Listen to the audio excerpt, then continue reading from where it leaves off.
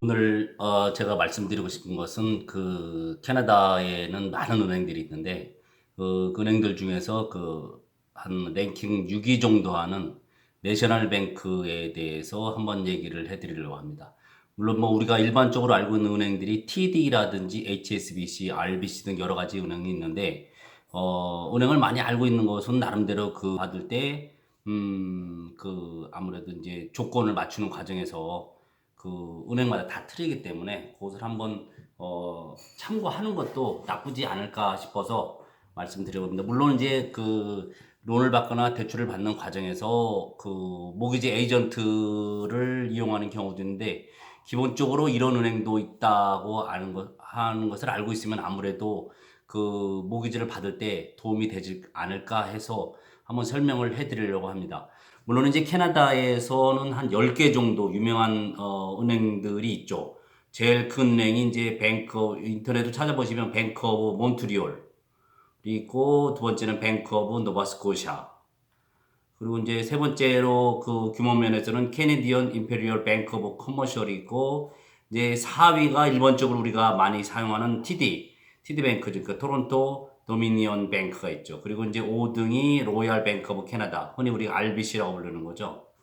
그리고 이제 오늘 제가 말씀드리려고 하는 것은 6섯 번째로 나오는 내셔널 뱅크 오브 캐나다고, 일곱 번째가 데스자르딘 그룹하고, 여덟 번째가 HSBC 뱅크, 캐네디언 웨스턴 뱅크, 오레이션 뱅크 오브 캐나다. 이제 그 다른 제도들이 있다는 거죠. 물론 이제 구체적인 거를 더 알려면 모기지 에이전트를 통해서 해도 되고, 아니면 이제 그 은행에 직접 가셔갖고 하셔도 되는데, 여기서 이제 그날 말씀해 주는 거는 이제 첫 번째는 코바로 프로그램이라는 것이 있다는 거예요. 뭐냐면은 A라는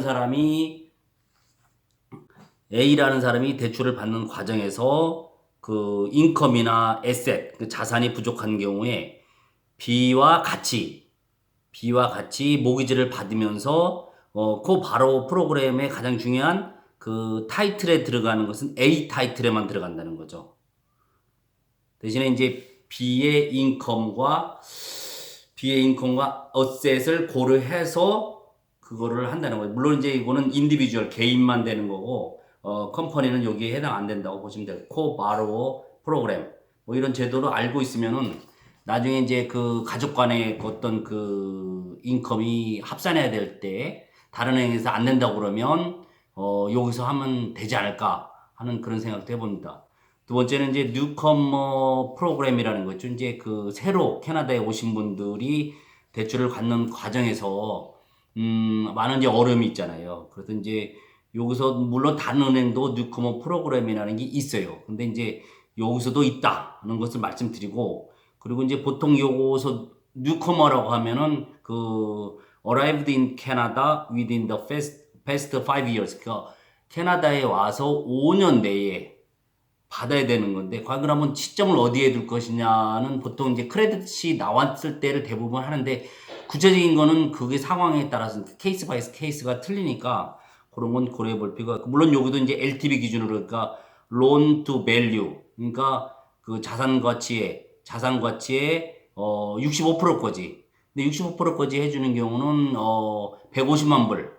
그러니까 1.5 밀리언까지는 65% 정도를 해주는 거죠. 그 1.5 밀리언 밑으로 오면은 이제 한 97만 5천 정도 되네요. 97만 5천 정도 되고, 150만 불 이상 되면은 150만 불 이상 되면은 이제 60%까지. 그러니까 150만 불 이상 되면은 60%까지 해주는 거죠. 그러니까 보통 이제 이건 일반적인 것이 있는데, 이제 그 뉴커머한테 해줄 때 어떤 조건들이 다 틀리니까, 물론 이제 여기서는 이제 35%, 예를 들어서 150만 불을 대출을 받게 되면 한 이제 50만 불 조금 넘게, 65%니까 50만 불 조금 넘게는 자기가 개인적으로 지불할 수 있는 그 다운 페이먼트는 가지고 있어야 되겠죠. 그렇게 되고, 그 클라이언트가 이제 여기서는 과연 그러면은 그 5 years 안에 그 대출을 받는다고 할 때, 여기서 이제 여러 가지 조건들이 있을 때 이제 대표적인 게 나오는 게 12달치를 낼 수 있는 거를 증명해야 되는 거.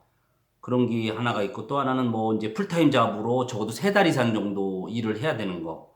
그리고 이제 뭐 아무래도 이제 굿 페이먼트 히스토리라고 그래서 이 사람이 이제 그동안 어떤 지불할 돈이 있을 때 페이먼트를 잘 했는지 그것도 아마 중요하겠죠. 그리고 이제 GDS라든지 TDS 이런 것도 고려를 한다고 그러니까 여러 가지 조건들이 있을 거예요. 그러나 이것을 이제 물론 이제 대출 받는 과정에서는 많은 어려움이 있는데 아무래도 이런 은행에서도 하고 있다는 걸 알고 있으면 아무래도 좋겠죠. 그래서 이제 우리가 보통 이제 한국에서도 담보대출, 주택담보대출이라고 해서 이제 론 투 밸류, 그러니까 론하고 자산 가치하고의 비교했을 때 몇 퍼센트 해줄 것인가, 그것도 중요하잖아요. 여기서도 물론 그걸 따지고 있어요. 그걸 이제 LTV라고 하는 거죠. 그거 또 DTI라고 해서 이제 Debt to Income이라고 해서 빚하고 인컴하고의 그거를 비교를 해서, 예를 들어서 DTI가 50%라고 하면 연간 5천만 원을 버는 사람이 총 부채가 연간 상환해야 될 게 2,500만이 넘지 않아야지 된다는 거죠. 이 규정이 안 맞으면 안 되는데, 그러니까 이런 것도 고려를 한다는 거죠. 또 GDS나 TDS, 뭐냐면 이제 Gross Debt Service라고 해서 이제 은행 원금, 이자, 텍스, 뭐 히트, 이제 난방비 이런 거를 총 계산한 비율, 이제 토탈해서 토탈 뎁트 서비스 레이시오라고 해서 이제 프린시펄, 원금, 인터레스트, 이자, 텍스, 히트, 이거 이제 이거 난방비 이런 거 이제 그로스 해서 토탈 이게 얼마인가 이런 걸 고려를 하는 거죠. 이런 걸 총체적으로 고려를 했을 때 과연 이제 은행에서 이 대출을 론을 해줄 것인지 말 것인지 판단이 있잖아요. 그러니까 은행마다 이런 것이 이제 여기서 보시면은 마지막에 보면은 이제 other debt obligation에서 이게 융통성이 있는 거죠. 그러니까 대출을 받는 과정에서 한 가지만 고려하면 안 되고 여러 가지 은행에서 되느냐 안 되느냐 따져봐야 된다는 거죠. 처음에 제가 말씀드린 것처럼 은행이 한 10가지 정도를 제가 탑 클래스 은행을 얘기했잖아요. 물론 이제 탑 클래스 은행에서 받을 수 있는 한계가 있는 경우도 있어서 이제 세컨 모기지로 가는 경우도 있지만, 먼저 퍼스트 탑 클래스인 은행에서 모기지를 고려해 본 다음에 해보는 것도 나쁘지 않을까 해서 오늘은 내셔널뱅크 은행에 대해서 제가 말씀을 드렸어요. 구글 맵 지도를 보게 되면은 리치몬드의 내셔널뱅크, 마컴의 내셔널뱅크, 마컴, 소닐도 있고 놀스역에도 있고, 물론 다운타운도 내셔널뱅크가 있죠. 다운타운에 뭐 많이 있네요, 그죠, 여기에. 그리고 피어슨 공항 옆에도 있고, 브램프턴이죠, 브램프턴 쪽에도 있고.